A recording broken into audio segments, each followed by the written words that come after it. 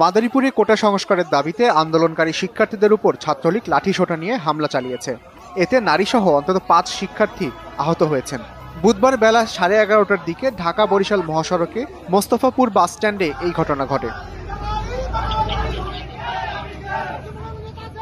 Police, প্রত্যক্ষদর্শী ও আন্দোলনকারী শিক্ষার্থীদের সূত্রে জানা যায়, সারা দেশে কোটা সংস্কার আন্দোলনকারীদের ওপর হামলার প্রতিবাদে শিক্ষার্থীদের সঙ্গে একাত্মতা ঘোষণা করতে মাদারীপুরের সাধারণ শিক্ষার্থীরা ঢাকা বরিশাল মহাসড়ক অবরোধ করে কর্মসূচি পালন করেছিলেন।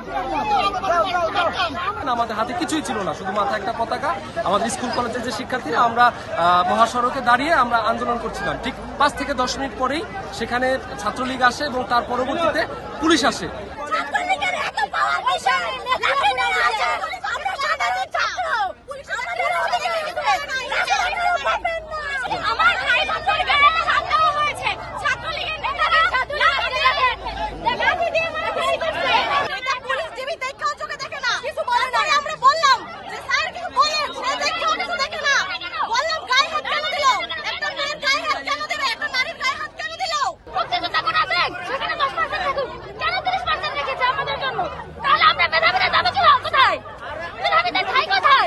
এ সময় মহাসড়কে সব ধরনের যান চলাচল বন্ধ হয়ে যায়। বিক্ষোভ কর্মসূচির শুরুতে পুলিশ বাধা দিলেও মহাসড়ক থেকে শিক্ষার্থীদের সরাতে পারেননি।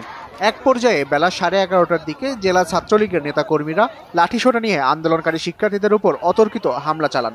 এ সময় নারী শিক্ষার্থীদের মারধর করেন এবং ব্যানার ছিনিয়ে নেন হামলাকারীরা। পরে ঢাকা বরিশাল মহাসড়কে দুই পক্ষের মধ্যে পাল্টাপাল্টি ধাওয়ার ঘটনা ঘটে। মোস্তাপুর একটি গুরুত্বপূর্ণ স্থান, সেই স্থানে কিছু সাধারণ ছাত্র লেবাসধারী ছাত্রদল এবং ছাত্র শিবিররা তারা এই একটি সুন্দর পরিবেশকে অসৌন্দর্য করতে চেয়েছিল। সাধারণ শিক্ষার্থী এবং স্থানীয় লোকজন তাদেরকে প্রতিহত করে যান চলাচল সহ সকল কিছু স্বাভাবিক করার জন্য ঐক্যবদ্ধভাবে কাজ করেছে। না, আমি তো আমার চোখে দৃশ্যমান কোনো আঘাত আমি কাউকে করতে দেখি নাই।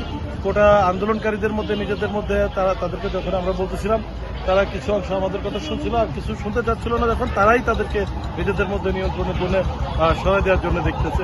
আমাদের চোখে দৃশ্যমান ছিল বিষয়টা। এর বাইরে কেউ কাউকে ধাওয়া করছে এরকম কিছু আমাদের চোখে পড়ে না।